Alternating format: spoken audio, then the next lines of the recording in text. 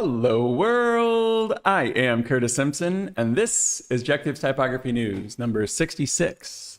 Today is Sunday, August 9th, 2026, and per usual, I have plenty of typography news for you today. I have 3 featured stories, 1 free event that's coming up tomorrow, 10 new releases, and 2 deep dives. So this episode is sponsored by FontBase. Once again, FontBase is sponsoring for another month, so shout out to them. Let's get into some featured stories. I'm going to switch my camera, switch my screen, act like I've done this before. There we go. First things first, Ryan Selvy is another YouTuber who also does not typography news, but design news. And he actually does it on Adobe Live each week. So I reached out to him recently and we had a chat and stuff. And I have this all linked in the description along with all the other stories. But the reason I bring this up is because he recently launched a newsletter called Design Cache. And it's pretty cool. I like this because all the way at the bottom here, it's going to give you the previous episode or maybe upcoming episodes of File New, the live news show. And then you don't have to like be subscribed to Adobe Live and get all of the other stuff that just like all of the stuff that you don't necessarily want, because I just want to watch his show. But the other thing is, look at who is right here in the middle of this design treasure. That is yours truly. That is Jectives. So we got a quick shout out on there, and that's nice. But the newsletter itself is very nice as well. It's much more, how would you say this? There's much more going on in Design Cache than there is in my weekly newsletter, which you can subscribe in the description below as well. Mine just lets you beat the algorithm and lets you know when new episodes go out. I send it out on Mondays, and it just lets you know chapters have been added on Sunday. I am subscribed to Ryan on my personal account, but I don't subscribe to anything on my Jectives. So shout out to that. Shout out to Ryan. Shout out to Design Cache. Just launched it. This is only the second episode. This is only the second one. So if you subscribe to the newsletter now, you're not going to miss out on anything. Next up, I'm actually I'll keep it in order for the chapters because I have all my chapters in the description already. So I don't want to get out of order. Next up, this is a really cool tool that was posted about a week ago on Font Drawers. So Font Drawers is a typography forum. Definitely go check this out if you're not familiar with it already. But this app is called FontColle, I think. Everybody's kind of talking about it in the description. That was one of the main points of discussion, was the name. But naming aside, it's named after font collection. So FontColle, I think. I don't know. There's not really a good way to say it.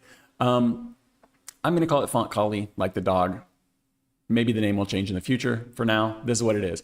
I'm actually going to open this up side by side with Google Fonts. Let's see if I can get it right on the first try. There we go. I'm going to open this up side by side with Google Fonts so that you can see how this compares. Because what FontColle is an enhanced Google Fonts filter slash search platform. And I've seen and reported on several. I've seen much more than I've reported on. I've reported on quite a few Google Fonts sort of apps that are kind of built on this ecosystem. I think of a lot of them as like a proof of concept because you can do it with Google Fonts pretty easily, and then you could do it with other typeface collections in a more bespoke way, I guess, later if someone wanted to. Anyway, this is super useful for Google Fonts, and I'm going to say it right now. As long as the repo is like up to date on FontColle, I see no reason that I would ever use Google Fonts platform again. I'm a fan of Google Fonts. I showed you guys last week how I have the repo in my server, and I get them before they're even up on Google Fonts, and then I pull them up in FontBase and stuff. But there's some stuff that you can genuinely do in FontColle that you can't do on Google Fonts, and would be very difficult to do anywhere else. So let me show you Google Fonts. I'm sure we've all seen it before. You can see it over here on the right. They do have some trending, popular, new, and then you can sort by name. On the left here, you've got kind of, you've got like your writing systems, cool language, writing systems, feeling. This is how a lot of font platforms, marketplaces and stuff are. I know my face is probably covering up a little bit right now, but we've probably all seen Google Fonts before. I've seen complaints about this with like Adobe fonts, and I think Adobe fonts does, or I think Adobe itself deserves a lot of criticism, but I don't think the way that they do their fonts is necessarily one of them, because I don't think most people care about the official names and stuff. You know, most people are probably more likely to go check out stuff like this. So I don't think this is a big deal, but FontColle is going to give us some more options. We'll get to it in a second. So they have feeling, appearance, all of these sort of abstract names. Calligraphy, that's kind of good. Serifs, these are good. These are much more, how would you say it?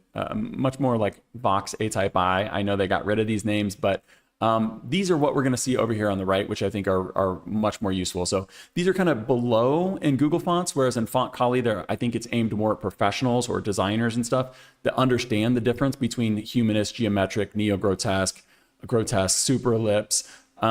These are front and center. They're very up the top. We're going to look through all those in a second. And then Google Fonts has variable, color, and then seasonal. So you could click on like Halloween and get Halloween fonts. That's cool.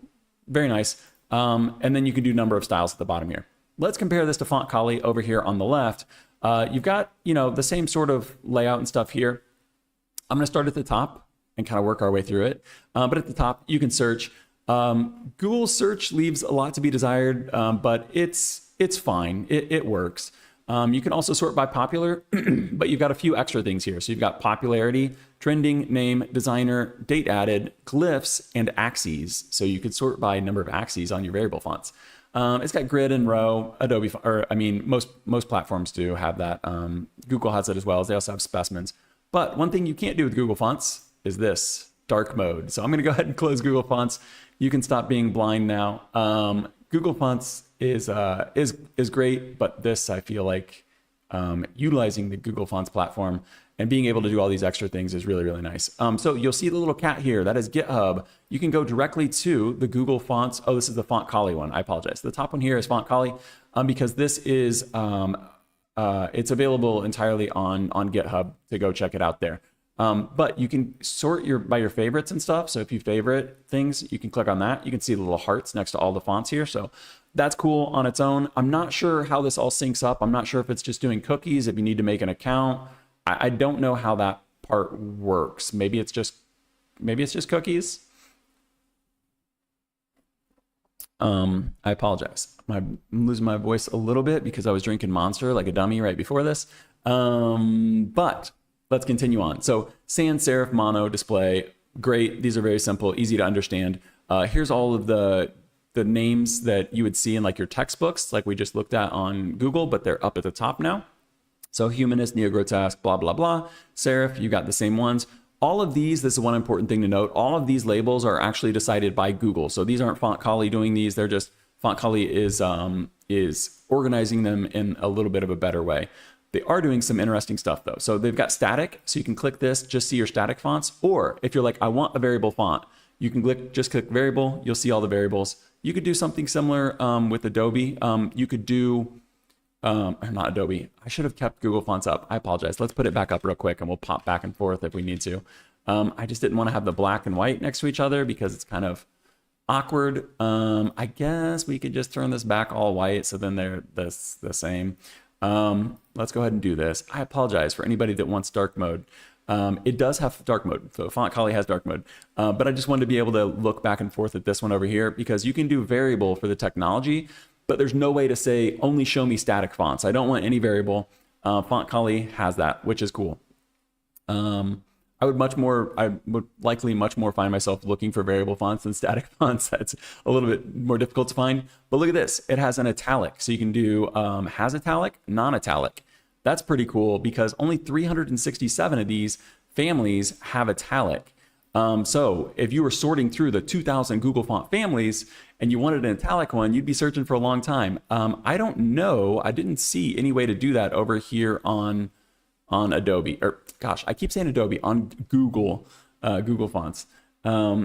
Likewise, instances. So this is going to give you instances. This would be like variable fonts, how it would have the different like breakpoints for like the regular set fonts, like your regular italic, bold italic. Each one of those inside of a variable font is called an instance. So you can sort by those, how many it has. You can do it by weight. So I've got all these weights over here. You can do it by width, which is super cool. So you can just do like the extra wide ones or the extra condensed ones. These probably won't necessarily look extra condensed on here, but you'd have to click in and you could look at the families. Maybe that filter's not too great. It's hard to do these filters perfectly, but I still think that this is worthwhile checking out because of these last few things here. So you can see the variable axes here. We're really over on the right. Let me go ahead and close this one. That's the last time. If there's something in Google Fonts we need, we just won't see it. And I'm going to actually put this into like, I don't know, the middle of the screen somehow, just so we can get these right there. These are all of the different possible variable axes. Look at all of these that you can get, and then you can go through and if you're like, I want, I don't know, historical letters or something like, oh, that wouldn't be a variable axis. That would be an open type feature. So what do they have on here? They have flare. So if you wanted a flare variable, I've also got ultra condensed on here. If you wanted a flare variable axis on here, you would know commissioner is the one that you can do that with, and you could presumably flare your terminals on there. That's pretty freaking cool. You'd have to go through, there's like 48 different variable axes on there to choose from. Writing systems, Google has this. Language, Google has this, but it's broken down in a little bit more of geographical. So they've got Africa, Americas, Asia. If we keep going, they've got color fonts, very nice, monochrome. They also have the formats here. So this is really important if you use Affinity like me and you want to be able to edit the color palettes that are in your color font. SVG color fonts don't let you actually change the color unless you convert to curves and do these different things. But CPAL will actually let you go in and use the built-in color palettes function on Affinity and do that. So if I was looking at color fonts, I'd click on that one to see. Last thing we're going to look at here, these are the open type features, and you can see all of the features if you know the codes for them. So like liga means there's ligatures. Oh, they've got them actually sorted out here. Ligatures, alternates, letter case. So I don't know all these, but I know quite a few of them. But you can see like ligatures, historical ligatures. That's probably discretionary ligatures. But maybe that's probably not historical because this one's probably historical alternates right here. But yeah, there's different casing stuff, probably small caps. All of your different number things that you can do. You could turn on and off kerning. I don't know why you would. This means that there's only 1,506 families with kerning. That means there are 500 Google fonts floating around there with no kerning open type features in it. Some of those might be dingbats and stuff like that, so that won't necessarily matter, but I think I would probably definitely click this just to make sure that any font that I was using from Google has kerning built into it. But anyway, we can scroll through this all the way to the bottom, and then you can see the designers and vendors and stuff like that. Then we've even got some features on here, some of the sliders and stuff like we saw in FontBase a couple of weeks ago, I think, which are pretty cool too. There's a lot of stuff going on here. I will stop rambling on about this, but you can even see licenses and things like that. The last cool thing I'm going to point out here is, go ahead and exit this. Over here on the right, you can see you could favorite it like we looked at. You can click it to look at it on Google Fonts. I'm going to open this in a new tab, and you can also open the repo. My thought was that this was going to go to the file in the Google Fonts repo, but it actually doesn't. It goes to, this one goes to Google Fonts. This one goes to the GitHub, and it goes to the designer's GitHub. It goes to, this one didn't because that was Roboto. Hold on. Let's find one that's not. Let's go with Playfair. If you go with Playfair, you get the actual designer's repo, which is pretty cool because, I don't know, it's always just cool to get things directly from the designers, and you can look at the story and stuff, and you can see all of the updates, and you're just probably going to get much more information here than you would on just going to Google Fonts or going to the Google repo. Anyway. Very cool, brand new. I'm sure that there are plenty of updates coming and stuff like that for it, but man, they're coming out of the gate swinging right here. I've linked both of these in the description. So the actual tool, FontColle, along with type drawers. Let me get a drink of water before I lose my voice 5 minutes into this show. One more featured story here. Goodness gracious.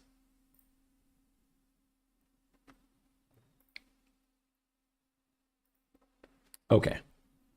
One more featured story here, and it is coming from Arcane Type Foundry. Arcane Type Foundry, Alana Monroe.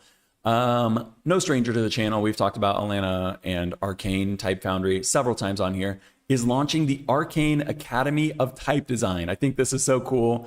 A couple of weeks ago, maybe last week, we talked about Daytona Mess having a 4-week course. This is a 6-week course. Daytona Mess, hers was online.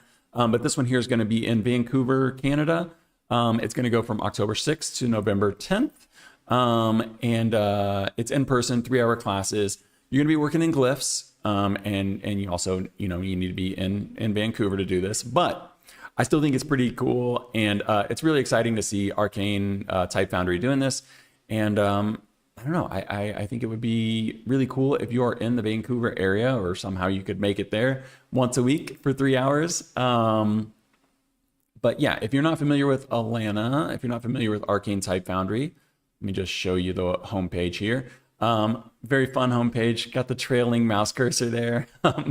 But variable first, easy license on here. She does a lot of really fun stuff. There's only 8 typefaces on here, but you can see they're not, they're very deep. 74 styles on this one. And you can see they're all starting very affordable. We've looked at Kyoshi on here a few different times because this is a color font. And it's one of them that does work very well in Affinity. So she is on the ball with all of staying up to date with font technology and stuff like that. And very, very nice Foundry, and very excited to see more people teaching type design other than just like the handful of big prestigious schools that are very expensive and very far away for many of us. So if you're in Canada, specifically Vancouver or nearby, that's coming up in October, and you could be a part of the first, the first class, or the first, I think she called it a consort, maybe, the first group of students taught by Alana on there. So that is pretty exciting. Arcane Type Foundry is launching the Arcane Academy of Type Design.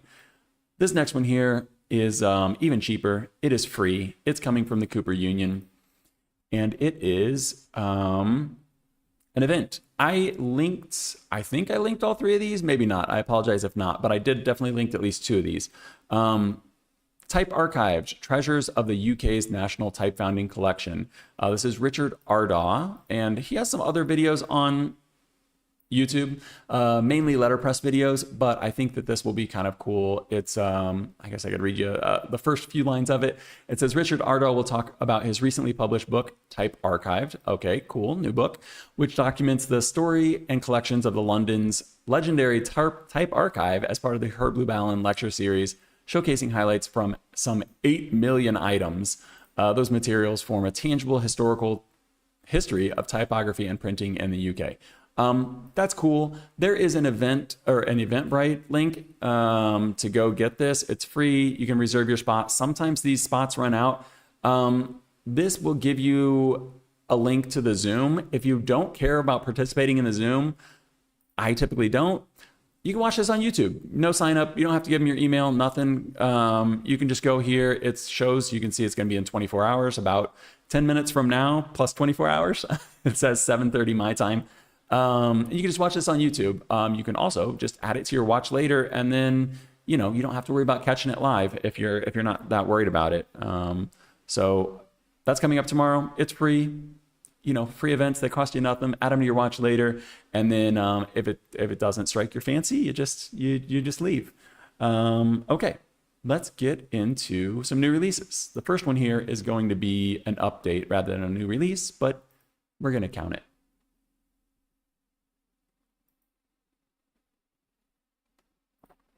I'm going to close some tabs, and then we'll start our chapter off, right?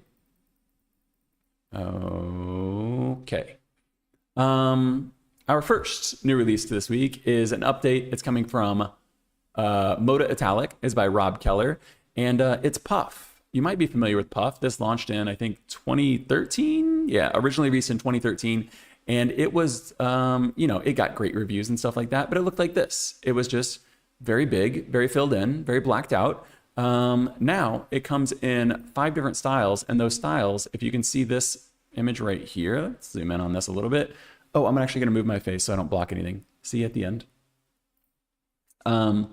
It is now a variable font, and it's got these little holes in it, and it is, we looked at a bunch of different crazy variable axes on Google Fonts. This is another one. It's called the donut axis. And so it's like a little donut hole that opens up in here, and they're not traditional counters or bowls, as you can tell. They are perfect geometric circles, or at least optically, and they're just kind of in the middle like that. So it could be fun to animate this, but I think what's more fun is just having a little bit more legibility out of this, because it could sometimes be difficult to understand what's going on. It looks like there's also quite a bit of language support on this one. Let's go ahead and scroll down a little bit. I can try to read you a few different stats. Right here it says 5 styles, 1 variable font, Latin, Greek, and Cyrillic. Yeah, so there's definitely some decent language support, and quite a few characters here, or quite a few glyphs. 1,329 glyphs on this one. And the full family is just 38 US dollars, and it includes discounts for personal or student use cases, so you can get even cheaper. I can show you those in a second. But you can see back in 2014, this was getting positive reviews on Typographica. And right here, you can see some of the features that are in this display typeface that you would typically only see in a much larger workhorse typeface. Case-sensitive forms, so you can see the parentheses and stuff are going to line up for you. You can see it there on the left, kind of switching. It's got small caps, which is crazy. It's got heavy quotes like you would do for like a big block quote. This one over here on the bottom right, I'm not too sure about. It's just going to be turning them into circles or squares, which I don't know how useful that is. But I think you could probably do some fun stuff with the with your CSS maybe, or some kind of other interactive thing where you could use the OpenType features to turn it from circles, squares to actual letters. I think that you could probably do something fun with it. This is a font that it's like mandatory to do something fun with, right? It's not like a font that you can really use for much other than having fun. I'm just going to pop over into the PDF specimen once we get to the bottom of this so I can show you a little more technically. But I think you're probably getting the idea of what's going on here. And you may have seen this typeface several times over the last, decade plus. You can see all of the different glyphs here. A lot of extras in here. I'm not sure I love this rollover thing. It's kind of cool, but it's not super useful. But yeah, the little like punching boxing gloves. They got a little poo emoji and ice cream. That's kind of fun. Let me go ahead and pull up the specimen here. Let's do like a full page fitting on there. And you can kind of, man, we always get the weird scrolling or the weird glitching on the PDFs. But you can see it in a little bit of more, I don't know, how you might actually use this. If you were stacking it up like this, you can see like how legible or not it is. There's a thin man inside every fat man, George Orwell. You can see it at different sizes and stuff. So PDF specimens are nice. Not every Foundry puts them out, so I appreciate when they do, and sometimes I show them off if they're well done, and I think this one is at showing off some of the new features with the holes and stuff inside of it, because you can compare, let's just do these two right next to each other. This is not a language that I speak. You can see that it's Greek, but you can still see like the counters do help with some of the legibility. Let's see if we can find some more with counters. Marry me at the bottom. Let's just find a paragraph real quick with the counters in it. Did I miss one? Here's one right here. So you can see that compared to no counters, you can read this just a little bit better, but I don't think it's supposed to be a super legible font in the first place. So Pufff with 3 Fs, Pufff, F. Pufff with 3 Fs, 2.0 from Mota, Italic, and Rob Keller released this week, and it's Pufff plus donut holes plus so much more. Next up, we have our sponsored segment. Like I said, once again, this episode is sponsored by FontBase. FontBase is a font manager, free font manager. Free font manager that works on Windows, Linux, and Mac. That's why I'm using it. You can see I'm on Windows right now. I dual boot with Fedora. So I'm using Linux as well, and I use this to sync my fonts on both of them. I've talked about this a few different times.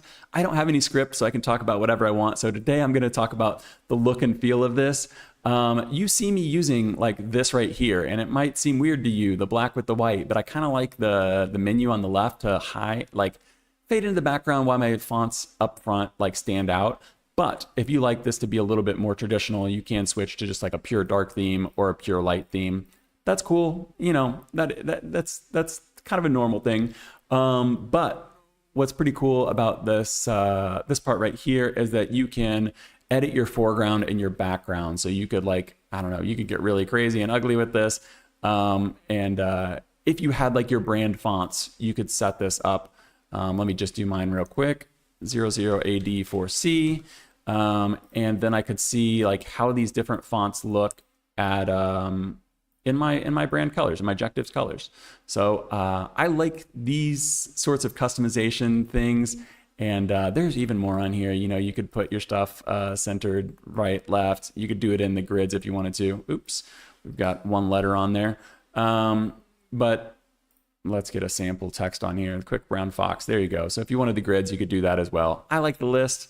So I'm going to stick with that, and I'm going to head and shrink this down to a smaller size. And I'm actually going to reset it because I like the white on black. That's why I've got it like this. But I think this is a really nice font manager, and I used it for several years before I was ever sponsored. But shout out to FontBase for sponsoring this episode of Typography News.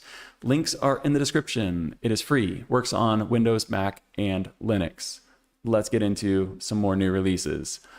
This one I was super excited about. I'm going to pull it up before I start talking because lots of times I'm talking and I need to set the chapters and it's not quite ready. This one is from a longtime subscriber. Onje Studio commented on like Typography News number 5. I was looking back today to see how long. There are many of you that have been around from the beginning. Onje Studio is one of those. And this is the first time that I've caught a new release from Onje Studio. I saw this on Instagram or maybe on Typo Social. And I don't really know how to say the name. I'm going to say Mesagni, but I think I might be saying that wrong. I'm going to say Mesagni. I tried to look up what it might mean. There is like a city in Italy that's named Mesagni with an E, and I'm probably saying that wrong as well. But this one's with an I. So if Onje Studio's in the chat, go ahead and let us know how it's said. Otherwise, please leave a comment later and help me out. But this is Mesagni Mono, and it is, let me go ahead and get the original up here. It is the monospace counterpart to Mesagni, and Mesagni's cool. You know, a nice editorial serif. Let me go ahead and, Monotype doesn't, or my fonts doesn't like when you zoom in on it. It's nice, it's cool, it's a classic, but I really think, I apologize, let me get back to, I really think Onje Studio knocked it out of the park with these with this monospace version. I don't know. The specimens on here look great. Love that they're showing up the weights and the italics and stuff next to each other, and you can see that they're true italics because they've got the single story A and the 2-story A depending if it's italic or not. As you can see, 10 total styles, 5 weights plus italics. This is variable as well. You can see a little variable font written down here in the bottom. 465 glyphs on this one. I'm not sure on the features yet. I'm not sure on the features because I don't have a trial or anything of this. That is one downside. This is only available on marketplaces, so you can get it on My Fonts, you can get it on You Work For Them, which is fine, but hopefully one day Onje Studio gets a website set up so we could buy directly and not give, you know, between 30 and 50% to some marketplace.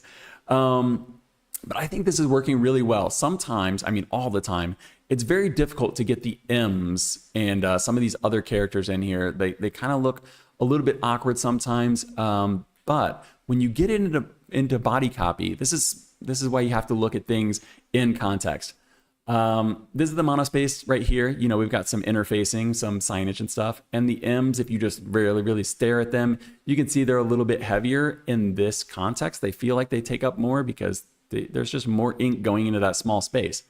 But when you look at it in body copy like this, it's got a very clean color to it. Like these don't feel like there's very distracting heavy spots, light spots, stuff like that. So I think whenever we're looking at monospace fonts, which I'm going to be doing a deep dive on one today, we're going to look at another new release that's also monospace.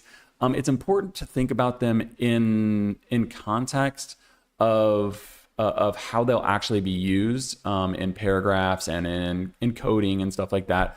And just also, you're never going to have a perfect, you're never going to have a perfectly proportional monospace. It's just not how it works. These are interesting, and I need to ask about these. These ligatures are interesting because it does break the monospace, but they look nice. So I would have to ask how this is working out. You can see the FL here. Looks like it's still taking up a single character, but I'm not sure about the FFJ, the FFL, FFI. Maybe those are taking up 2 characters because these do seem pretty much still lined up. So maybe it's 2 characters and 1 character. Space for each one of those. Glyph space, I guess, would be a rather. And you can see some language support, stuff like that. But I just think this is a nice presentation. The font looks nice. I haven't used it. You can see it's even got old style numbers, old style figures. And then it's got a little bit of the coding. I think this looks a little, how would you say it? It looks a little light here at this size, but maybe it's just because it's so big. But like I said, there are 5 different weights on this, so you could always darken that up, put a heavier weight on there if you wanted. I'm gonna show you these on my fonts right now. They're $48 for the full family here, but I would advise that you head over to this is FontPath. FontPath is owned by We Work For Them, so we're just gonna show you We Work For Them. We Work For Them has 40% off until the end of the month, so August 31st, 2026. You can get the full family plus the variable for $41.40. So $41 instead of $48. If you go over to You Work For Them, goodness. If you go over to You Work For Them, you can pick up Animono from Onje Studio. Long-time subscriber, friend of the channel here, internet friend at least. But anytime with these marketplaces, I typically comment on the EULAs for new releases. I'm not sure about these. They're going to have standard marketplace EULAs on there. So go ahead and check those out to understand the license. I'm not going to dig into marketplace EULAs because I just don't usually buy from marketplaces. But if I did, that's what I would go check out. I would go see which one had a better one because maybe that $7 you're saving, buying it from You Work For Them wouldn't make it worth not buying it from Monotype. But yeah. That would be my suggestion with those. But great release. Looks very nice, at least my first impression. Next up is another expansion. Get a drink of water real quick. I'm going to open up a couple of tabs. Let me see. I'm not sure what all I clicked here, so we're going to start out right here. Okay. This is not the new release, but this is related to the new release. So I'm going to look at this for 2 seconds before we get started. This is DJR's Fern, and this was designed as a text typeface. It says Venetian Old Style for Screens and Other Things by David Jonathan Ross, hence the DJR. And I really think this looks great. I love these old style typefaces. I don't know if it's just because we don't see them that often, if I have some affinity for reading the old books on Internet Archive. I don't know what it is, but these are such like, I don't even know if you would necessarily consider them to be like cozy fonts in the way that we use cozy these days, but like these just feel so comfortable to me for some reason. Nice small caps on there. Okay, so this is Fern. It's been released. This released back in prior to 2013 because I know that there was his first attempt at Fern Display was in 2013, so I'm not exactly sure when Fern released. I apologize. I should know that, but I don't. But this font of the month from DJR is the new release, and it is Fern Display Roman. So no italics on this one, no bold, just Roman. But it does come in a variable size or a variable font with the 4 optical sizes. So you're actually getting the optical sizes for Fern. You're getting micro, text, and then the 2 new ones here, display and deck. We'll get to those in a second. This is his 2013 attempt at it, so this is not the final result. If you weren't actually like paying attention and reading this article, which I would encourage you to do, you might see that and maybe you wouldn't like it, maybe you would, but that's not the font you're going to get. This right here is what you're going to get. I can probably zoom in on this a little bit more. yeah, this is the display version of Fern. And he's got a nice story on here. I would encourage you to go read it. I'm not going to read it for you, but you can see all 4 sizes right here. And this is what you can get the optical axis. It's a variable font, so you can use the optical axis to transition between these 4 right here, which I think is super cool because he could have easily just released the display size in a static font and been like, here's your free font for the month. But DJR always going above and beyond, and you can use all 4 of these. If you like this, please give him feedback because he mentioned that he will get a bold and italic version done in less than 13 years if there is any interest in it, which I think that there probably will be. But, you know, if you do like this, I would reach out and just email him, message him on Instagram, say, we want bold, we want italics. Because they do look great in the Fern text right here. You can see the italics right there, true italics on that. And if we scroll down a little bit, we could probably see some bold. There's also titling caps on here, small caps. That's the micro right there. Ornaments, all of these ornaments are super cool. Yeah, there's some crazy stuff going on with Fern in general. Font of the month. If you don't know what font of the month is, so this is $24 if you want to buy it outright. You can also try it for free, full free font trials on here. I didn't even mention 925 glyphs, 19 open type features, $24 for the desktop. But font of the month is a subscription, $6 per month. If it would be a financial hardship, you could actually subscribe for $2 per month. But $6 per month would get you this font this month, and then next month you'd get another one, and next month you'd get another one. Each month he delivers a new font, and we cover almost all of these every month as a new one gets released. Yeah, we've covered basically all of these for well over a year because they're always just so nice. And but yeah, so instead of the $24 right here that you would pay to buy this outright, which is what you would need to do now, maybe you could still get this one for the $6. I'm not sure. But you could subscribe for $6 a month and then you get the fonts at that price rather than 4 times as much. So I think that's really cool. I think this is a great expansion. It's a really nice font that I was not super familiar with previously. I know I've gone through his catalog before, but it's not one that necessarily that I've ever used personally. So DJR July font of the month, because each one released at the end of the month, was Fern Display Roman, an expansion on the Fern typeface. So another great release there.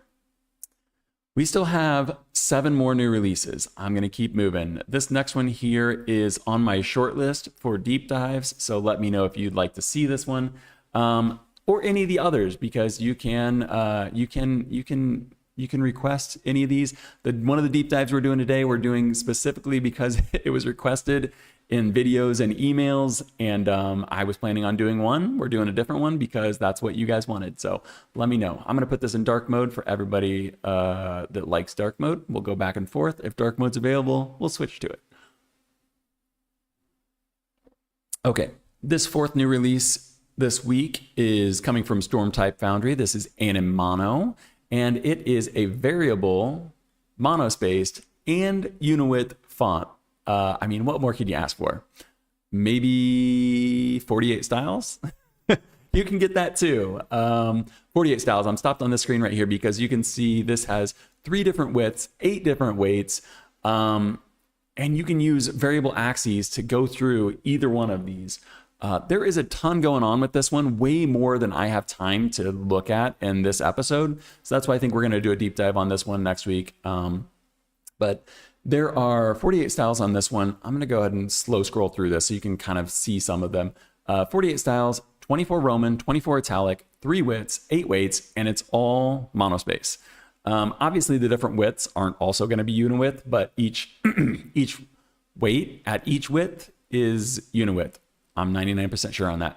Glyph count is 555 to 564, depending on its italic or Roman. 13 open type features. You can purchase this from the Foundry. No trial, but I do have a review license on this. So another reason to do the deep dive, because then you guys can actually see this in a little more in depth. And if you're here next week, you can ask questions and we can look at it look at it however you'd like to see. I mentioned the monospace M earlier, taking up a little bit, having like kind of looking a little dark.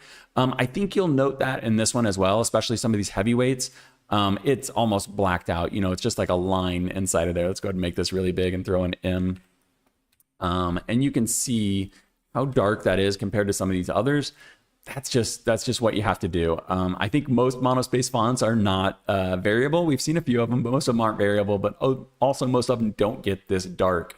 So that's just, you know, really Storm-type Foundry is really pushing the limits of the weights of a monospaced font, and the italics look really fun on here. Look at those are all the way at the bottom. Let's choose one up here.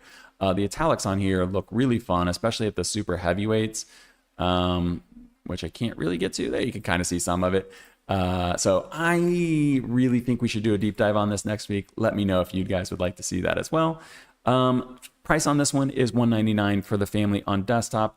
It's a standard-ish license, I would say, because it does not include the logo.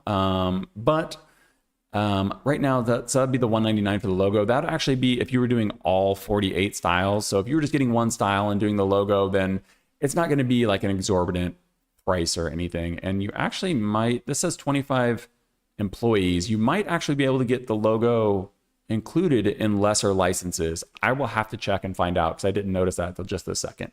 But regardless, you know, if you're just buying one style and using it for the logo, it's not going to be crazy like we see with some foundries that really mark it up for some reason. Yeah, there are a lot more details because I did request some comments and stuff with this one. So I think we'll look at this next week. This is my, you know, on my short list. Like I said, this is my top one for deep dives next week. But for now, this will be all that we look at for Animono for today. This is Storm-type Foundry's Animono, a monospace variable font with 48 different styles on it, 3 widths, 8 weights. Just, it looks crazy. We got to look at this next week. I think you will all recognize this Foundry right here. This is going to be Emigre fonts. Let's see if it loads. Give it a second here. Maybe we'll go over to Instagram if it doesn't work because we know Instagram is going to load. Let's go ahead and pull this up on Instagram while we wait for a second. This is going to be, I don't know what number we're on. I guess we're on maybe 6. Let's just not worry about counting. There it is right here. This next release is coming from Emigre Fonts, and it is called, oh, I wrote it down. Hold on, because it's not how you would think. It is pronounced Franglais. Franglais. It is French, but that is the English way to say it, is Franglais. This is designed by John Downer, which is super interesting because I always think of John Downer as like a lettering artist. Prolific in the industry. You'll see him pretty much speaking at every conference that ever existed about lettering, sign painting, stuff like that. But this is the typeface that he actually designed all the way back in 2000, and he started with the Italic version of this. I wasn't sure what to make of this when I first looked at it, because at first glance I was like, okay, yeah, it's cool, but would I talk about it if it wasn't coming from Emigre and John Downer? And I looked at it a little longer. And after looking at this PDF, if the PDF will load, that would be great. Then I can show you why I was sold on this. We'll sit here for a second. This has 3 styles. It's got Franglais Italic, Franglais Informal, and Franglais, gosh, that's a weird word to say, Franglais Roman. So it started actually with the Italic right here, and then you could see they turned it into a Roman. So John Downer originally designed this.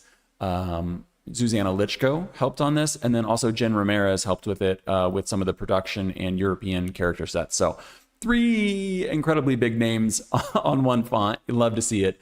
But I really thought that it was interesting that it started with the italics, and then they built out the Romans and this informal Roman, which kind of carries over a lot of the italic vibe, but puts it upright. So that could be really fun. And I think this, you know, three styles is really interesting. You can get the full family, as you can see, for $99 right here. And the PDF's not loading, but luckily I planned ahead. I do have this downloaded. Let me just give me 1 second to grab this one. I learned, because there have been many times that these things don't load when you want them to. And now we can get it right here. So I'm just going to show you this because Emigre does incredible, incredible specimens. And it's no surprise. Emigre used to be Emigre had a magazine. This specimen is designed by Rudy Vanderlands, and I'm not sure if I'm saying his name right. I hope so. Husband to Susanna Lichko and co-founder of Emigre.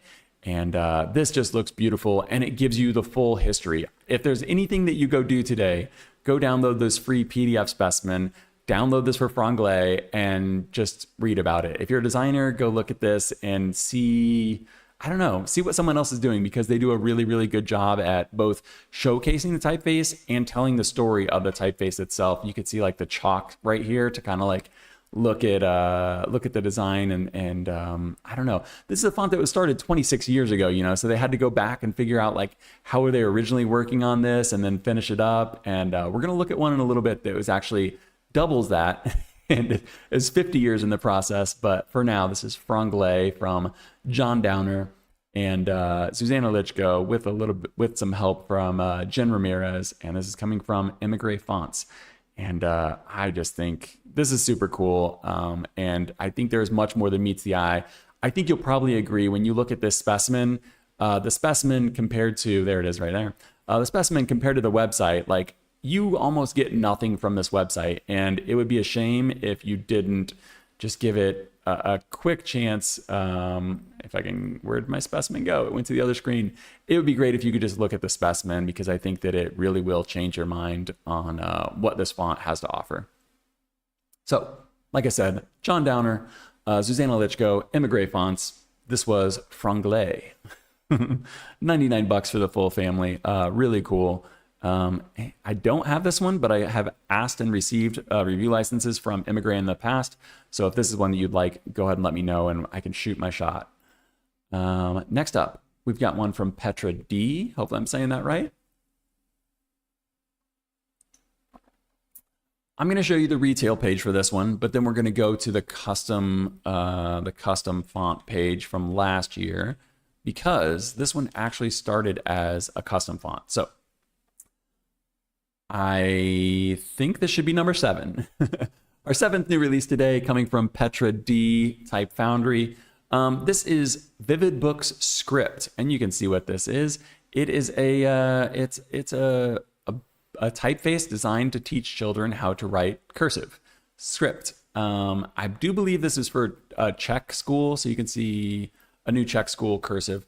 But there's also English in here. Obviously, it's Latin characters, so you can definitely write this in English, probably many other languages as well. So I'm just going to give you a quick look. This is the retail page. I think it's much less interesting than the custom page, because they actually made this for Vividbooks, the book publisher. It comes in 7 different styles, 7 different weights. So it's going to be thin up to bold. Obviously, this is script, so there's no like Roman, Italic, anything like that. Just one subfamily script, and it's all 7 different weights. I'm just going to scroll through this and give you a vibe check, because I think that it looks awesome. And it's got some extra features here inside of the books where it's going to give you like the arrows and stuff. This was originally designed for Vividbooks, for them to use in their textbooks, workbooks, apps, things like that. This right here is kind of a case study. And if we scroll down a little bit, it released last year for them, 675 glyphs. It released last year for them, but now it's available for anybody on retail. And I'm stopping on this page because look at how uniform this is. I don't know, that's a really cool texture. I could see, you know, that not working in every use case, but in the case of learning how to write cursive, I think it's awesome. You can see all 7 weights right there, look very nice. You can see all the extras and stuff. They've got defaults, stylistic sets. Not sure if the little dotted lines come included, but that would be nice if they did. And this is some of the research and stuff. And that's why I'm showing this page instead of the retail one, because you can see this third one here, the Vividbooks that's in kind of cream, is theirs. But these other 2 were previous ones. And you can see how narrow a Lodox, I'm not sure if it's Lodox or Lodox, you can see how narrow that one is compared to Vividbooks, the new one here. And it just seems like it would be much more friendly and much easier for a student to learn, rather than like that curl inside and then the very narrow letter forms. Once again, in the cream color here, the blue on top is the old font that was used in a lot of schools. The bottom is Vividbooks. That's the new one that's designed by Petra D. But yeah, you can see, if you look at this webpage, it's linked in the description. It'd probably be much easier to look at on your own time, but it really does look like a pretty big improvement to me. So on the left here, these two are ones that were previously used. On the right here is Vividbooks new typeface that's available to anybody, but everything just feels a little more balanced. Maybe a little more, how would you say this? Maybe a little less, maybe a little too perfect to be like real human handwriting, but I think it's much simpler and it just looks a little bit nicer to look at and probably a little bit easier for children, because I know when I was a kid, I wrote really big and trying to write really narrow would be difficult. I don't know. We learned cursive in I think 3rd grade. So I guess I was like 8 years old, like an 8-year-old trying to write really skinny letters, really narrow letters is just kind of difficult. So I'm a fan of this design in general.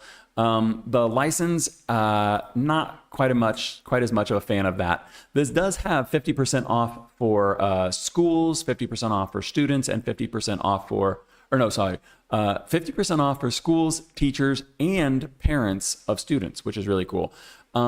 You can get the full font family right here for 330 euros. Like I said, you can get 50% off if you're in one of those classes that I just listed.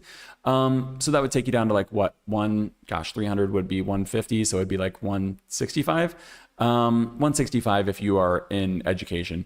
The first thing that's kind of a little bit of a red flag for me, or not necessarily a red flag, but kind of a nuisance, is that if you want variable, it's 330.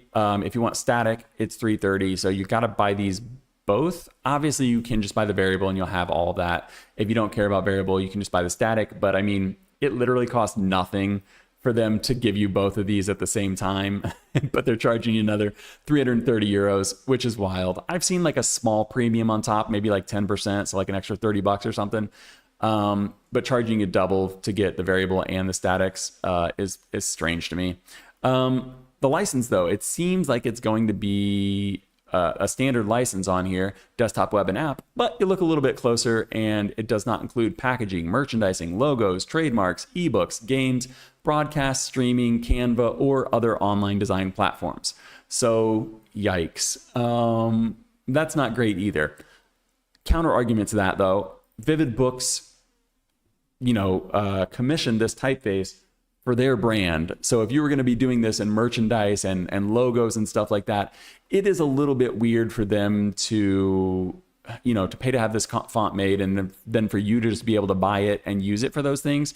You can use it for those things. You just have to pay an extra license for it. But at the same time, I don't know that this is a license just for this Vividbooks script. If we go and look at another font, I would very much assume that any other fonts from Petra D are going to also have this same license.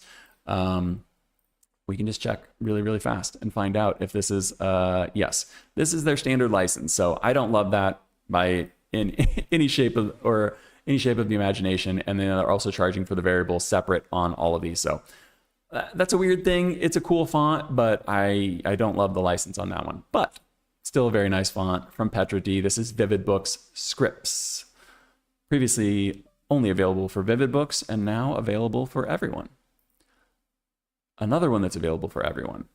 Coming on future fonts here. This is, I looked up how to say this one. Okay, let me get a drink and I'll say this properly. Our 8th new release. Are we on 8? Our 7th new release? Let's just not do numbers. This new release coming from Future Fonts is from Nolze and Renan, Rosatti. I apologize. If we do a deep dive on this one, I will learn to say the names properly. I did learn how to say this right here, though, and it is Steglitz. Jim Girth, let me know if I'm wrong. Resident German. Steglitz, I think is the right way to pronounce this. And it is an ongoing revival of, I also looked this up, Belve Antiqua. Belve Antiqua. I always said Belve Antiqua, so I apologize if I accidentally say that, but I think the proper German pronunciation is Belve Antiqua. But it's by George Belve, and I'm probably also saying George wrong. But let me go ahead and pull this up on Fonts in Use. Do I already have it? No, I don't. Let me do it real quick. Belvais Antiqua. We'll let that load in the background. Of course, we got a server error. Okay, never mind fonts in use. Let me just go ahead and show you this specimen, or not these specimens, while I talk about it a little bit. Man, this is the downside with future fonts. It's always a little bit slow, so we're gonna head over to Instagram. Love it or hate it, Instagram is much faster to load because the images are much lower quality. So Steglitz, Belvais Antiqua, Steglitz is the collaboration that we just talked about, and you can see this looks beautiful. This is a future font. Keep in mind, this is a beta. It's only $40 right now. Let me go ahead back. It's only $40 right now. You get it for desktop, web, and app. This already has 554 characters, or 554 glyphs, I apologize, in the font. It's got 15 open type features. The trial is a full trial. You can download this today and test it out. I'm gonna stop on this page because this just looks beautiful. You can get the full trial today. It also comes with the web font. And then that $40 price tag is for desktop, web, and app combined. They're not individual, that's combined. Future fonts, the price typically does go up as the font gets developed. You can see true italics on this one. Looks really, really cool. The interesting thing about this is that the italics and the Roman were actually being developed separately by these two designers. So I forget who was doing which. It's in here somewhere. I apologize. I can't see. Oh, so that would be Mara. Mara began working on the italics, and then Renan was working on the Roman, and then they teamed up to put these together and create Steglitz. This is one I'm definitely going to be paying attention to. This is also on my short list for deep dives. If no one comments anything, I'm going to be doing this one in Animono next week. But let me know. This one just looks, I don't know. There's something about it. They've done a great job with the specimens. So the specimens make a huge difference on any release, but these are particularly nice looking. I especially like it in text. Maybe the old style is just really growing on me. Is this old style? Feels like it, right? Let me see if there's any other notes on this one. No, I guess that's going to be it. I am going to go through this a little quick right now just because I am planning to do a deep dive on this one. I could show you the specimen super fast if you want. You can see the full text next to the full italic. They are working on a display and a bold version of this, and whichever comes first or whichever gets finished first is what will be released next. But these are text, so you can see how big those, how big the serifs are on this. They're pretty slabby, so you can see how thick those serifs are. I'm expecting whenever the display version comes out, we'll have sharper serifs on there, probably a little bit more contrast, but for now, this looks great, especially in context. When you look at those bodies of text, it looks really, really nice. They've already got some open type features. Like, just look at this, look at these bodies of text. And I also love when Foundries put the language support, or put like the languages, put body copy in the languages that it supports, because then you get a real feel for like how your language is going to look in this. Let's see if they have Portuguese. No, it looks like they just have these right here, but that's fine. Even at small sizes, this beta standard text, you know, it just looks nice. I'd probably space it out a little bit more, but I like too much space.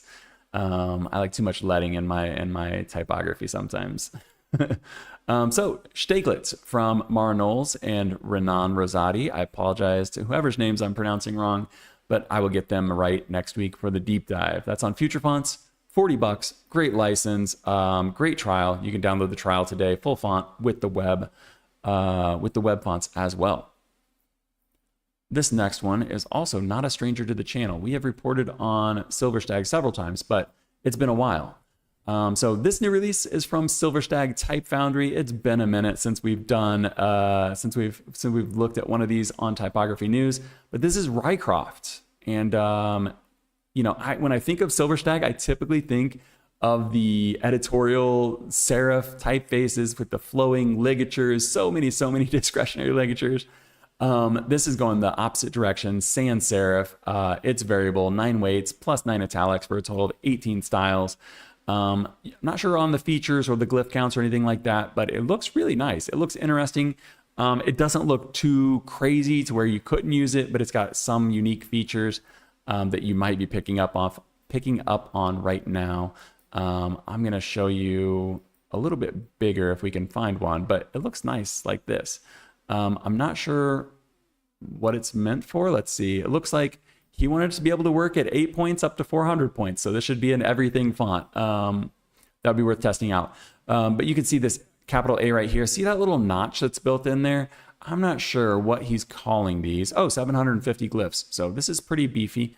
Not sure what that little notch would be called because it's not really an ink trap, but it's kind of an ink trap. So I'm going to call them notches for now. I apologize, Alan, if there's a better name for these. You can see them kind of sprinkled throughout the font. You can see it in the top of the R there. You can see it in the lowercase t right here. That might be a little bit difficult to see on your screen. You can see it in this F, the FL ligature right there. So that's kind of the thing that kind of, that how would you say it?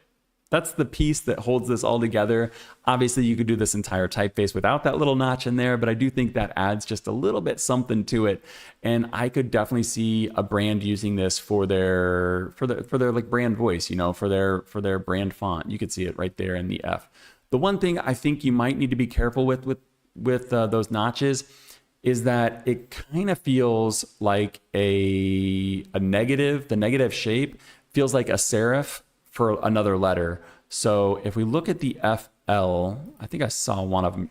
Oh, the FT right here, you can see it in Ryecroft.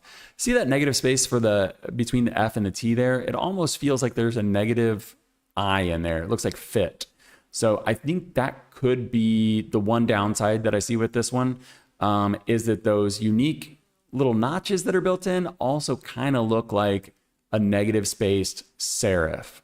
So you'd have to be really careful with that, but otherwise, if you paid attention to those types of things, I think this one would be really cool. We can scroll down real quick through this. I'll give you, this is 249, if we can get past that, 249 euros for the family on desktop standard license. And this is an interesting one. Like, it's making a really good impression on me for a first impression. You can see the F and the A with those little notches. It just, I don't know, something about it. It feels like sporty, you know, maybe that's what I'm thinking of because there's some jerseys and stuff. They're kind of doing this stuff during the World Cup. But the one thing you do need to pay attention to is that negative space, especially with the ligatures. Otherwise, this looks really fun. It's got 9 weights, like I said, plus italics on it, 18 total styles. This could potentially be a workhorse. You'd have to test it out in body copy. But he said that he designed this to work. Let's see if he's got any body copy in these. I don't see any body copy. So I would be interested to see how this works at small sizes. That would be my one. Wait. We got it in small sizes right here. It's it looks a it's hard to say because it looks like it's justified, but then it also looks kind of tight, but it's also white on gray. So I don't know. It doesn't look bad, but I would like to see it in some body copy to know if you could really use this as a workhorse. But otherwise, you could use this for display. You know, it looks nice. SilverStag Type Foundry. This is SLTF Ryecroft. It's variable, 18 weights, 18 styles, 9 weights plus italics for 249 euros for the family on desktop. We've got 2 more. These next 2 are absolute display typefaces. And let me get one more drink of water so I don't lose my voice by the end of this show. Okay. This new release is coming from Mark Simonson, legend in the industry, and it is Neotype. I am on he calls this his notebook, but I'm going to call this an article. I am on the article or the essay for this release, and I would really recommend this one. So if you're going to do one thing, go get that Emigre PDF. If you're going to do 2 things, come and read these articles. There's actually 2, but link to this one, and then you can link to this one is linked in the description, and then you can link to this other one from March. Really cool backstory about Mark here. The day I discovered type design. This was published in March 1976. That's him at 20 years old. That's also the image that was used at the TypeCon profile picture that he used this past week during TypeCon, which is kind of funny. But if we go all the way to the end of this article where he talks about making his first typeface that was never actually released, it's this right here. And this is it. This was 50 years old. Let me open this in a new tab. And this is the new one right here, the finished one. Let's open this in a new tab. And we've got 1976 side by side with 2026. We could just zoom in a little bit on this to get the same size. And you can see he's managed to really hold on to that, the vibe, and added a bunch of extra, not necessarily alternates. He's added capitals and stuff like that. This is a unicase font, so you can use you can mix and match the capitals and the lowercase, like a lot of these retro futuristic fonts from the 70s were doing. But there's quite a bit more going on with this font than first meets the eye, because you might look at this and think, okay, cool, like another, Star Trek font. I think there's some interesting stuff going on with this one. And the first thing I would say is go read the essay that Mark wrote about this. The second thing I would do is look at all the weights. So there's 5 different weights on this one, or 6 different weights, I apologize. 6 different weights on this one. It is variable, going from thin down to heavy. Not sure on the glyph count, but we can see, character set of 552. I apologize, right there. So the original started out with those just 62 characters. Now it's ballooned up to 552. His words, not mine. And it also includes some extra dingbats and stuff here. He says he's been doing this since 2020, including these extras. I think this is really nice because the arrows perfectly match the typeface in general. If we go back up, you can see the font. You go down, you can see the arrows. They match perfectly. Fonts that don't have the arrows, I don't know. It's fine. You can make arrows, but having built-in ones from the designers are always nice. Built-in fractions, all kinds of open type features that you typically wouldn't see in a font like this. And that's what I think is going to set this apart. 2 things. One, the fact that Mark actually made this 50 years ago as his first typeface. It is an authentically 70s typeface that was just never actually released. I think he makes a note in here about doing a revival of an unreleased font from the 1970s, and that's literally what this is. And with his 5 decades of experience since then, he's able to do this in a way that's, much better than he could have done it back then. But he tried to hold on to all of the quirks and the vibe that 20-year-old Mark Simonson was putting into this original design. And I think that's really cool. I think that is the one thing that would set this apart from there's 2 things that would set this apart from other similar fonts. One, this is authentically made in the 70s. It's just revived by Mark himself. The other thing is all of the extra features that are put into this. You could go onto DaFonts and look for a Star Trek font, and you'll get something similar to this. You could go look up Handle, and you'd get something similar to this. But a lot of those fonts aren't going to have all of the open type features and stuff that come with this. And I think the price tag on this is reasonable. $132 for the full family on this one. Just $30 per style. If you wanted to get just like 1 or 2 styles, you could just piece it out like that. You can purchase this from the Foundry, or you can get this from Typographer. Typographer is the Type Founders app and platform where you can get this. If you want to test it out, this is where I would go test it out, because there are no trials for this, but you can go to the Typographer app website and just test this out here, and we can see if let's re-roll this and get different colors. Black and white's fine. So we get this nice and big. I'm going to space this out. I wouldn't really do my line spacing this big, but I want to space that on the screen a little bit. And we can do variable, and then we can see how nicely this interpolates. Look how smooth that is. I can absolutely, with 100% certainty, guarantee you that any other, retro futuristic 1970s font that you get on for cheap or free on another website is not going to be able to do this. And whether or not that's important to you, could be a deciding factor. But if you think about being able to animate this for that retro futuristic vibe, I think there is something to be able to do this like so smoothly like this. So that's the last thing I'm going to point out about this one. Obviously, I think it's really cool. Not a font you can use for everything, but that's how display fonts go. This is Neotype from Mark Simonson. Started in 1976. Finished in 1920 finished. I almost had a nice smooth outro there. Finished in 2026. One more display typeface for us here. Let's see if we can get this going. Okay, can I get a drink? Once again, we have a new release from Brandon Nickerson. Recently renamed the Foundry to be BN Type Foundry. So this was previously Brandon Nickerson. He is still the designer, I think. But this is BN Type. this is the font that you can get for free right now. So if you go link in the description, go to this, you can go to the free download right here. It's in bold, and it'll give you a Google Drive link where you can go download that, as well as the beta script that he put out a few months ago. So I have downloaded this so I can give you some stats. I'm going to slow scroll through this. This is obviously a display typeface, and my initial reaction was like, I don't know, like, is this newsworthy? But then, like, only showing what, like, if I'm only showing Neo-Grotesque, only showing fonts that are workhorses, like, you're never really getting to a place where someone has a new tool in their designer's tool chest or toolbox, toolbox. And seeing kind of like a different font like this, I think just kind of might plant a seed for you where you can pull this up someday. And right now, it's free. So you can go get this. You can go get this for free. You can also buy it for $2 if you want to support. But then later it says the price is going to go up to $55. Not sure if that's really going to happen, but maybe. So go check that out. During the launch window, it's always free. 161 glyphs on this one, just one style on it, and only 2 open type features. So, you know, a free font, you're getting what you pay for. But if this was something you wanted to do and expand, you could always reach out and get this probably custom, you know, expanded to what you need it to do. But I think it's an interesting typeface. I think there's some interesting texture to like this body of text right here. Obviously, it looks like it's only uppercase. And then I think it's got some interesting stuff going on for some headlines and things like that. I could imagine this on posters. I could imagine this for some branding. It looks like a nice display face.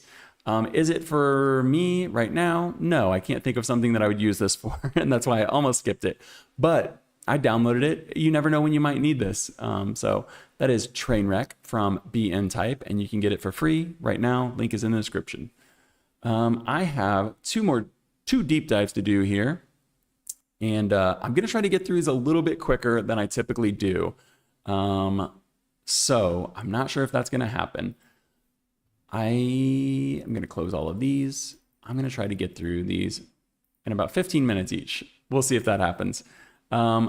These are typefaces that we looked at last week, so I'm going to go through the web pages super fast. Let me get a proper start for this chapter here. Maybe we'll go to this one to get a proper start. Here we go. Why is it black like that? I'm not sure. Let's refresh. There we go. Okay. Our first deep dive today is coming from René Bieder and René Bieder's studio. It was just René Bieder. René Bieder. This is Neurath mono. Last week I said Neurath, and I said I'm going to learn how to say this. I learned it's Neurath mono, and it's actually named after a person whose first name I did not learn how to say, but I'm going to say Otto. That's probably not right. I think it might be Auto or something like that. Otto Neurath, and that's who it's named after. I didn't link this in the description, but you can go check him out if you'd like to. Austrian-born philosopher of science, sociologist, and political economist. Pretty cool. Not something you're going to find on the website, because that is something René Bieder told me when I asked. I also asked if this was what the expansion was going to be, because last week we looked at this and I said something really interesting about this newsletter was that this is the first step in a larger expansion of Neurath. I know I've already said it wrong a couple of times. First expansion. I asked if we get a preview of what's coming next. He said no, but he did say there are 2 expansions coming to Neurath soon. We can speculate as to what those are later if you'd like to, but this is the typeface that we're going to be looking at today. I'm going to go ahead and pull it up into Affinity, and that is not what I want. There it is right here. Pull this up in Affinity, and we'll get into it. So let me think how I want to do this. Neurath, maybe we should do this part first, just super fast. Neurath is a humanist approach to Futura. So keep that in mind as we go through this. You can see some very Futura influences, right? Okay, let's get back into this. Keep that in mind as we go through this, because I'm going to be comparing this to Futura and all of its entire family lineage after that, or at least what I consider to be the family lineage. I was right. It is René Bieder Studio. René Bieder Studio by René Bieder. There are 18 styles on this. That's going to be 9 weights plus Italic. I have static right here, but you can actually get this in variable by request. I only have the static. 560 glyphs on this, 27 open type features, You can purchase it from the Foundry, and this is a full trial. That's what I'm using. I don't have a review license. This is just the full trial. You can go get this right now. This is $139 for the family on desktop, asterisk, because there is a code linked in the description, not sponsored or anything like that. It's just linked in the description. I think it's a launch code for 30% off. So this is $199 standard, but 30% off will get this down to $139, which is very cool for anybody that supports early on. If this was variable, I would go ahead and use the slider and show you all of the different weights with that. But we're going to go ahead and go through the static fonts. It starts at thin, and that is super thin. Look how thin this ends. It doesn't get much more thin than that. I think if it was, you know, I would almost call this hairline. Oh, we crashed affinity. All right, good chance to get a drink of water. It's really, really thin, is what I was saying. I'm not sure what happened there. I apologize. Should hop right back in, though. And there we go. So let's hope that doesn't happen again, but really, really thin right here. And it goes all the way up to black. And the black is really fun on here as well. That gets pretty dense, especially for a monospaced font. I'm going to have some more on that in a bit. Let me actually delete this, okay. I just want to delete that gradient that I was using for FontBase earlier, because I'm not sure if that's the problem, but I've never had affinity crash, or I didn't have affinity crash the whole time I was working on this file. So thin all the way up to black. We're going to sit at regular though and look at this one, A to Z. So those are the weights. Let's go ahead and get into this one. You will note that this does feel very Futura-ish. You've got your C with the vertical cut on there. Same with the G there. Any of the green glyphs are going to have alternates. Filling out the space, having to do some interesting things. This J, it looks similar to how Paratype solved this. So we are going to compare this to Paratype's Futura PT Mono, which was recently released. That was the first monospaced Futura that I've ever seen. Maybe there are some others. S is really interesting. I like that S on there a lot.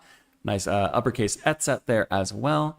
But you can see it's doing the monospace stuff. The W looks a little heavy, but it has to, because it has to fill that same space. The Y is interesting. I was surprised there was no alternate for this Y, just because I don't know that everyone's going to love that serif on the bottom there. But there is an alternate for the ampersand. We're going to look at that in just a second. Let's look at the lowercase. And it's probably what you would expect. I think you're probably looking at this and thinking, yeah, that looks very Futura-ish. When we compare this to alternate for the F there as well, when we look at this next to PT Futura or Futura PT from Paratype, you'll see how different these are, because in your mind's eye, they feel very similar, but when you look at them like with your real eyes, they feel quite different. Alternate lowercase etcet, that one's really cool. You can see the T there. I think some people might not be a fan of this. Fear not, there is an alternate for that one as well. And I actually had to put the numbers on a separate line. If you're a regular on the channel, you know that I typically put my numbers right next to the lowercase. With the monospace, these are going to be taking up the same space as the uppercase. Not just that though, this is a very wide font. And I'm going to show you this compared to some standard, what I would consider to be standard monospace fonts. And you'll see just how much wider it is than those. But the numbers here also carrying on that Futura vibe very well. Got some arrows in there and some ligatures. And I thought this @ symbol was nice. I kind of like that @ symbol. It's very geometric. It doesn't take directly from the A there because it doesn't have that stem on it. But I like it. It's got a much better flow to it. And then I also thought the currency symbols were kind of interesting. Typically, you know, you wouldn't have those gaps between there, but that's just kind of another quirk that's coming in this one. It does have italics on here, but they're not so different. Let me go ahead and show them to you right here. They're not so different that we're going to spend any time on them. I just wanted to show you that they exist. Let me zoom in and I can show you these regular versus regular italic real quick. They more or less just, you know, rotate and solve to make them work. But there you go right there. Let's look at some alternates on this because there are some fun ones. So let's go ahead. I'm on the wrong tab. There's typography right there. Check in chat. Okay. I appreciate all of you lurkers that are watching live right now. I see you and I appreciate you being here. Really nice stylistic sets in here. I'm paused for a second while I was getting a drink, but over here on the left, you can see the stylistic sets are all labeled. I love when a Foundry or a type designer does this. I'm actually going to go through the list in the order they have them. So you've got the single story A right here. You can actually turn this into a 2-story A, which is really nice. You're getting some of those humanist features coming out of this, because remember, this is a humanist take on Futura. So with the 2-story A, you do get much more humanist vibe out of this. We've got the, let's just go ahead and leave all these on. We'll leave that on. We've got the school book Y. I'm going from one side to the other here. School book Y on this one, going to give you the rounded tail. So that's pretty nice as well. We've got the T, because I know not everyone's going to love this T. Cross T for you there. We've got a historic etset. Let's see if this is uppercase or lowercase. Historic etset. I think that was the coolest thing on here. I've never seen one like this, but it's only been a few episodes that I've been paying attention to these super closely. So Jim Girth or any other Germans, let me know what you think about that historic etset right there. I think it looks pretty freaking cool. We got a flat-sided G on here. So, you know, the typical Futura G would be that big round circle. This is a little bit more, you know, a little more Avenir, a little more Gotham, where it gets that flat-sided G on there, which is nice for doing stuff like this, you know, getting those nice and tight for some situations. Alternate ampersand. And I think this ampersand right here matches the alternate etset really nicely. So if you were German and you were doing your etset down here and your ampersand, I feel like you could really get some interesting combinations if your brand name happened to include an etset and an ampersand both. We've got alternate arrows. This isn't something I typically point out, but it's included right in the OpenType features and the stylistic sets, so I think it's worth looking at. You can get the filled in arrow tips or the open ones. I apologize if there are extra pauses. I'm trying to drink enough water to not lose my voice during this episode. We've got a serifed R here, which I think some people might like a little bit better, just because, like I said with the T earlier, I don't know these big arches are going to be for everyone. So that looks cool. You know, it's very unique. It's very humanist. But I think this one here, I don't know. Some people might like it better. Some people might hate that big serif. You know, earlier I said, I don't know about this big serif on the Y, but I do like it on the R. So, you know, maybe I'm a hypocrite, but that's an alternate for the R. Likewise, there is a serifed lowercase f. So if you don't love this big arch on the F there, you can get the serifed one with a slightly smaller ascender on the F there, but a really, really big baseline serif on that one. So I'm not sure. I probably prefer the open one, but I do feel like this fills up the space a little bit more, similar to the I here. So you can also switch to get a tailed I. So you can kind of do the opposite with the F here. So the F and the R get the serifs added. The I, the standard one, does have that serif on the bottom, but you can get it turned into a tail. So you can kind of mix and match these and get, you know, the vibe that you want from it. Go ahead and turn on all these alternates. And likewise, you can do the same with the L here. So this is kind of a standard, you know, monospaced L that you would expect. You can get the tailed version of it. So that's kind of cool as well. And we saw something similar from Futura Mono from Paratype, but I think that it's a nice way to solve it and kind of keep some of that geometry involved. So mix and match those to your heart's content. This does have some ligatures in here, and these do fill up one space. So you can see the parentheses each fill up one space, and these ligatures, even though it's 2 characters, fill up one space with that single glyph, which is nice to see. I'm not someone that deals with a lot of monospace, so someone who does, let me know how you feel about monospaced ligatures, because I think they're cool, but also I don't really know if people actually use them, because wouldn't it kind of mess up your spacing and stuff? I know code editors, you know, text editors have ways to solve that, but I'm just not sure if people care. I've got these right here because this does have case sensitive forms. You can kind of raise these up or down. Likewise with the at symbol right here, if you had uppercase, so let me go ahead and put like, I don't know, let's do C at J, and you can have these be case sensitive. So this would be if you had like lowercase c at J, and it'd be kind of on the baseline. Get rid of these. And this would follow the lowercase baseline a little bit better. But if you had uppercase, that might seem a little bit low, and then you can just, boom, bump that up so that it's in line. Same with the parentheses and stuff like that. So that's nothing new, but it is nice to see because it's a monospace font.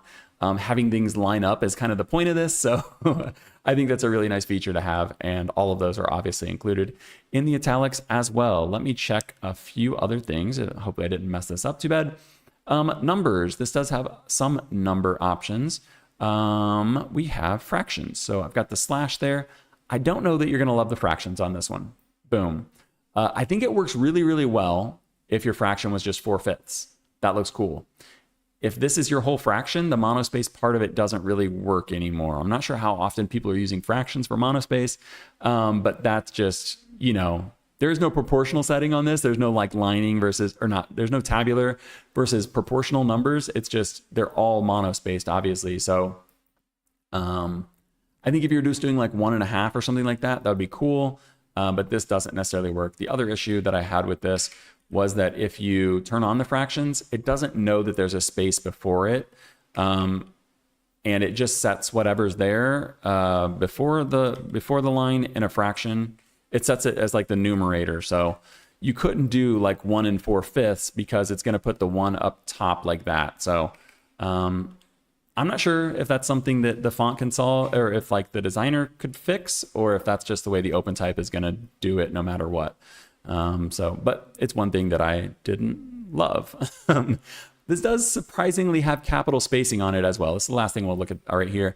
You can just see the caps just spacing out a little bit more, but I think you probably would never use this because that's immediately going to mess up your monospace with the lowercase. So I don't think you're actually going to use that unless you're strictly 100% never ever going to use lowercase, because that capital spacing would push things out of line. You can see already the Y up here is no longer in line with the Y there. So be really careful with using that. And let's go see how this compares to some other stuff.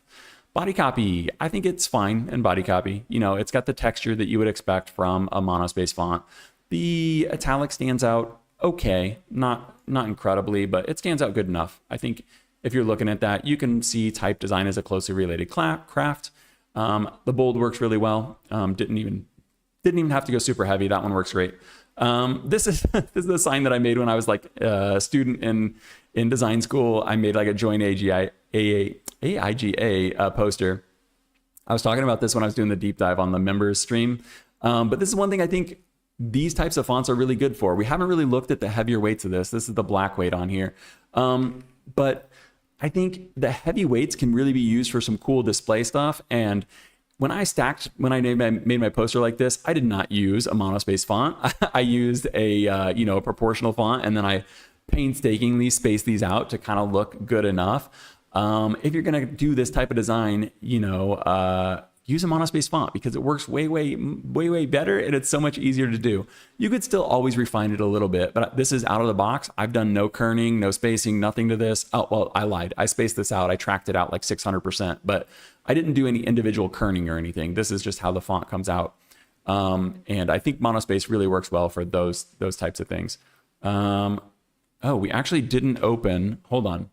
We didn't have the live one open. So I had some stuff in here that was different, and it was this. I think these are pangrams, so you've all seen these before. Got a few different weights on here. I think that it works well in lines of text like this. I don't think it's too bad, but you can be the judge. I think this light weight down here, like I said before, it doesn't get much more. That's thin, and it just absolutely disappears. So you'd have to be really careful using that. That's not unique to Neurath. That's just how it's going to be. Let me show you compared to other typical monospace fonts that you might be used to. We've got IBM Plex. We've got Courier New. These actually share the same metrics. Maybe you didn't know this. I learned this like as I was doing the show. But look, if we put these on top of each other, let's go ahead and make one of these red. Put these on top of each other. They match up perfectly because Courier New was a standard it's still a standard, I'm pretty sure, in like US formal documents and stuff like that. They still use Courier New. But that spacing, if you wanted to be able to drop in a font and not have it mess up your lines and your breaks and stuff like that, having one that is metrically equal it is a great thing. And IBM Plex and many others follow those same metrics, so that's great. Not going to be the case with Neurath Mono. I did actually have to take the numbers off this because, as you can see, it just takes up so much more space. So this might not have been something that you noticed when we were looking at this in a vacuum, but when you compare it to other monospace fonts, it's very, very wide.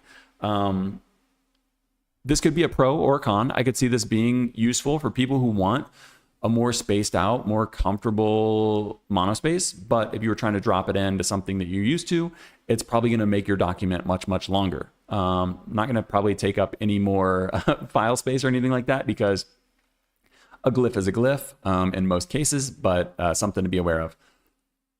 Likewise, let's compare this to Futura. So we've got Neurath. Let me go ahead and show you Neurath. This is the OG up top here. This is the original, not the mono. And this is a Futura PT from Paratype. I just wanted to look at these side by side to give you an idea of how this really looks compared to Futura, because so far we haven't looked at this side by side with Futura. And you can see the first thing you're going to notice, once again, is much wider. It takes up much more space than Futura. Futura is second on the line there, and Neurath is first. It's just much wider. You can see the Z's, you know, the lowercase n's way over here on the left, and the Neurath one's way over there. Again, I think this could be a positive or a negative, but I think if you're going to put this in a body of text, it's probably actually kind of positive. It's got more side bearings on there. You know, I didn't track this out or anything. You always could, I guess. You can make this tighter for logos and things like that, or headlines, but by default, it's just a wider, a more spaced out typeface compared to Futura. It also cuts off some of the sharper points on there, and it's a little less dogmatic about the geometry because it is a humanist take on Futura. Likewise, we're seeing the same thing here with Futura and Futura Mono. I'm actually going to, let's see if this is actually the same. Let me pull this up here real quick. I wasn't planning on doing this, so I apologize. But I want to see if these metrics match up with these. And no, but they're closer. So Futura is actually tighter than the defaults that we think of for monospace fonts. I have this set up right here, though, with Neurath and Neurath, or I apologize, Neurath Mono and Futura Mono. So we can look at these capitals and lower cases at the same time here. We can kind of go through these real quick. Neurath is on top. It's going to have the blunted apexes, whereas Futura, we all know it's got that super sharp, super geometric apex on the A there, as well as on the M's and N's and stuff. So you could see, actually the C is the C is almost more perfectly geometric in Neurath than it is in Futura. That's interesting. I would like to look at some other Futuras and see if that's always the case. Oh, these are the monos. Gosh, I'm dumb. By making the letters, actually, this is kind of interesting. By making the letters wider, you actually do get to keep more of that geometry, as opposed to Futura Mono, which kind of squeezed everything in. That's kind of interesting. So maybe that's one of the reasons why this is so wide. But you can see they're solving a lot of these problems in the same way, where the J's, you know, they get that top serif bar on there. But a lot of this is feeling pretty similar, right? It feels like Futura. The S here, obviously, the S in Futura's mono has the strokes ending normally. Is that how Futura is, though? Futura is not like that, is it? Oh, it is, I guess. I don't know. I'm crazy. Okay, I apologize. That's the last time I get distracted. But I do think some of the letters just work a little bit better in Neurath than they do in Futura. Just because they are a little bit wider, so they give you a little bit more negative space in there. The letters can just breathe a little bit more. And I did have to track out Futura. So right here, it looks like Futura is taking up the same amount of space. It definitely doesn't, as we saw. I'm going to get a drink. It definitely doesn't, as we saw earlier. I just had to track these out so you could look at them a little bit easier. You're going to note right here, this X height is way bigger on Neurath, which is probably good, but you know, it's personal preference. But you can see at the same point size, the X height is just monstrous compared to Futura. And let's compare the capitals here so we can get an idea and see. Yeah, the capitals aren't too much bigger, so I probably could have sized these down to match the caps and stuff. But if you look at this, the apex matches the apex. Maybe that's what they were going with there. So they're all a little bit bigger. So this X height is a little bit exaggerated right now. I apologize for that. Probably should have normalized these a little bit. But you can see it is definitely doing some more humanist things as opposed to the pure geometry of Futura Mono. But I do think that doing a similar thing with the R here. Yeah, really similar with that R. That's interesting. I think the S looks quite a bit nicer with those vertical cuts on the terminals there. Okay, so that's how it compares to Futura PT Mono. I thought that it was going to be more interesting than it was. I thought it was going to be more closely related, but when you look at them like this, you're like, wow, they're just, the vibe is similar if you track them out and look at them like this, but in practice, you're not going to track out Futura Mono. So I guess it would depend if you want it to be like really tight, you know, use Futura. If you want it to be a little more humanist and a little more breathable, use Neurath Mono. I don't know if we're going to make it to the last deep dive, guys. I'm really losing my voice. I might have to cut it short. I apologize if I do. I'm going to carry on. So for the family, this is what I found the most interesting. So typically when I think of geometric sans serifs, my lineage goes Futura, Avenir, Gotham. Each of these has, you know, individually been, you know, in the zeitgeist and been very popular. I would say Gotham, you know, since it's the newest, it'll probably come back around another 15, 20 years or whatever. Since it's the newest, it's kind of come and went, unless you're Obama. But I think this is a pretty solid lineage. You can see how it progresses. Avenir is kind of a more perfect version of Futura, a more usable version of Futura. I think Neurath sits perfectly in the middle of these. And we're not looking at the mono right now. Neurath kind of sits perfectly in the middle of these, where it's a little bit more related to Futura. You can see the G's on this, the G on that. The A is still a single story. You're getting the really geometric vibe, as opposed to Avenir, which is kind of, you know, it's got the G with the flat side on it. It's got the 2-story A. But we already know the secret to this, right? We already know that Neurath can get the 2-story A. We know that Neurath can get the flat-sided G. We know that it can, right here, it's got the humanist, the T, which matches Avenir a little bit more, as opposed to Futura, which had the cross T on it. I'm really losing my voice. Wow, this is the first time. But we can turn this, we could kind of go the opposite way if we wanted to be even more Futura-ish and turn it into the T. So this is Neurath, this is not Neurath Mono.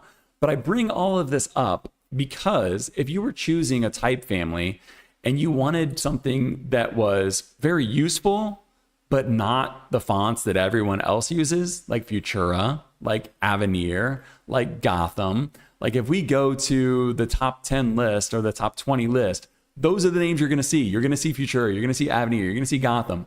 Neurath sits right perfectly between Futura and Avenir, and it's doing a few unique things on its own, but now you have the monospace version of it.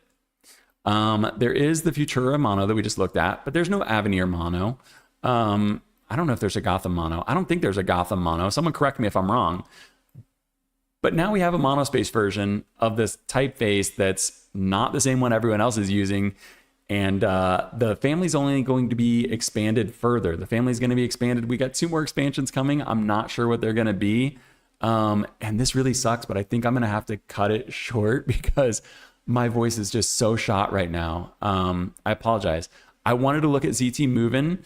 I will either do a standalone ZT Moven deep dive for you guys as like an extra episode, or I will do it next week as like a third deep dive. So if I'll do 3 deep dives next week and we'll look at ZT Moven. ZT Moven's pretty cool. It's got some issues, but we'll look at that later. But let me just finish up here with gosh, what are we even looking at with Neurath Mono? I'm really hyped on this. It is not what I expected at all. I don't know, because we looked at PT Mono or Paratype's Futura PT Mono. I kind of expected like, oh, it's going to be like that. Like it'll be like super comparable. It'll be like Helvetica and Arial, you know, like we'll be able to do like a direct comparison. you just weren't. And I think this is head and shoulders above Futura PT. Like, this is a review. I'm allowed to be subjective. Like, if you want to compare the two, I honestly don't think there is any comparison. And I think if I was doing a project, I have long loved Avenir. I think if I was doing a project today in 2026 and I wanted something that was in that vein, I would reach for Neurath, like, no question. Between those four different typefaces, this is the one that I would reach for, just because I know that it's got the monospace for when I want to use that. Obviously it's much wider. It takes up much more space than Futura, so you'd have to think of that. But I do think there's something really special about this one. And the pricing on this is pretty great too. So Neurath by itself is going to be $199 for the full family, which is fine. Neurath Mono right now has that deal where, let me go ahead and get this. You can put in the code, which is just, I probably have it somewhere here. Neurath Mono 30. This is in the description as well. But just to show you that this works on cam, add the coupon, boom, apply, and you're getting it for $140, $139. So I think that's a great deal if you need a monospace.